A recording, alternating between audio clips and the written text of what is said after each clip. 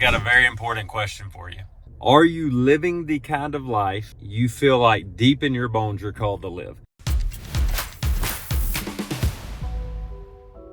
Now, there's got to be some serious introspection here to really answer this question. 6 years ago, about 2017, I was a middle school principal.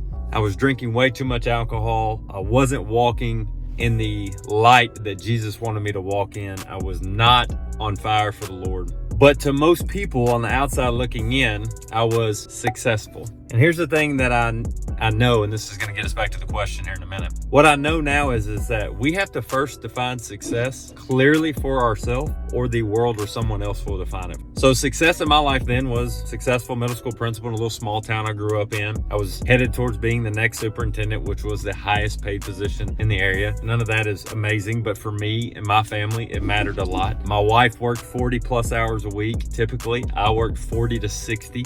We have 4 kids. At that time, roughly 10 down to baby. That was success. You fast forward to today, currently right now, I'm sitting waiting to pick up my daughter and son from school because I want to and because I can. Now, the reality on all of that is this. The change that began occurring as I started asking myself questions. Do I want to live this life I'm living, working for someone else? And some people thoroughly enjoy working for other people, so there's nothing wrong with that. But I said the other day, to have the choice to leave a profession because it's taking too much of your time and to not have the choice is 2 very different things. So let's go back to the question. The question is your financial plan right now, whichever one you're living, whether it's retirement accounts or matching vehicles that your employer provides, you're an entrepreneur already. Are you clear on where your destination is, and are you clear that you're headed there? The reason I'm asking those questions is because those are questions that I had to start asking myself, and I had to surround people around me that were willing to ask me tough questions. The truth is that I was not heading in a direction where I knew without a shadow of a doubt that I would accomplish the things that I was called to accomplish with certainty. So now, the whole reason for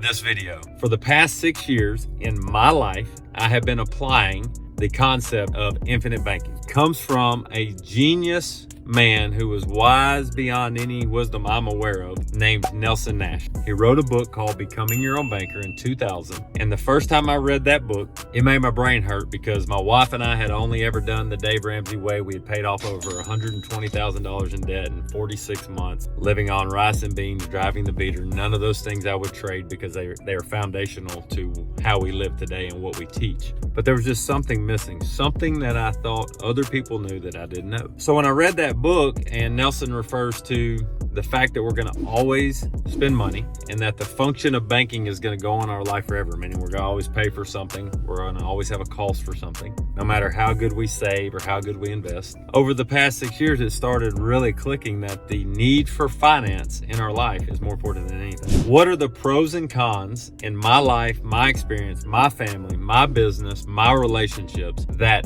applying Becoming Your Own Banker and the infinite banking concept has created? It was so impactful in our life, in our family's life, in our beginning shift of mindset. Key thing here, mindset before money. If your mindset's not where you want it to be, your money will be right there beside you. If you've got a problem and you get more money, it makes the problem bigger. If you have no problems and no money, you still got a problem. The key piece here is what are some pros and cons of the infinite banking concept and becoming your own banker. So let's start with the cons. If someone is not willing to recognize that Parkinson's law is real, becoming your own banker will not work in their life. Here's a simple example of Parkinson's law. It has a lot of areas it can cover, but it's one of them is that as we make more money, we spend more money. Our expenses rise to equal our income. That's why we become trapped to the job we're working, because we cannot undo in our mind the cost to live. The reality is that's just a trap that we've been brought into that keeps us chained to often our jobs and our employers. Get consumed with the match for a retirement plan, or why we can't imagine starting a business. The other thing,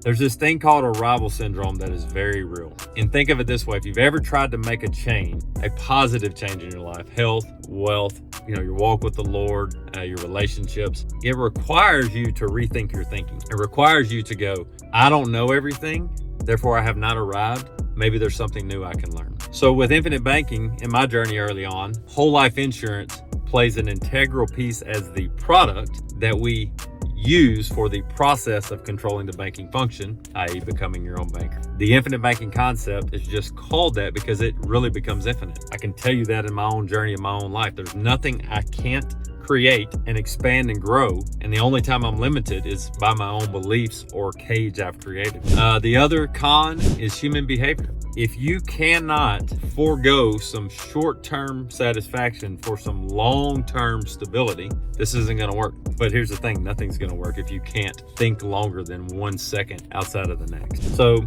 those are the cons. The pros are this, and remember, I've lived this. I get this out there up front real quick. There are a lot of people in social media who are using the word becoming your own banker, the words, or using IBC, that are using it to sell, but they're not living it. So therefore they are marketing something for a short-term mindset to sell something that is not really the foundational pillars of what Nelson Nash created. So it's very important. Another thing Nelson Nash says is, he says, once you understand the problem, you'll know what to do. And one of the problems is noise. We live in a world today that has so much information that we actually have to become better seekers of truth and purveyors of truth than we have to go find information. Like in the old days, I don't know if y'all had, or like me, y'all may have had those encyclopedias where you went and found information, or you call your friend on the phone. The internet wasn't there yet. Now we have to know what the noise is. So when I see people masquerading around all these promises of get rich quick schemes, I can tell you without a doubt, I just discount it because they're noise. Becoming your own banker is not a get rich quick scheme. It is about being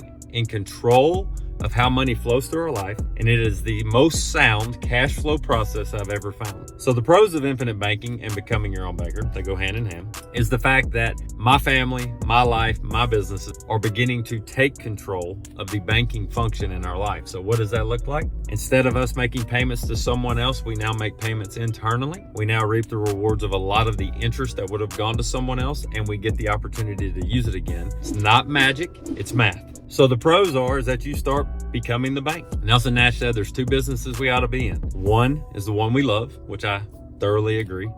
2 should be banking, and we better understand banking, is what he said. The most important piece is that when you have a family that is sound on money, when you have a business that is sound on how you think about money, and you're beginning to control that function of banking, you also can seize more opportunities. You also can give in places that matter to you more, and you can also have the choice to gain your freedom back. And money is just a freedom provider if you know how to use it. That's it. So that is the pros and cons of becoming your own banker. If this is interesting to you, we're going to make it to where you can get connected to us and our team. Like and subscribe if you're like, hey, I want to just find out more. And we hope it's a blessing to you like it's been to our family.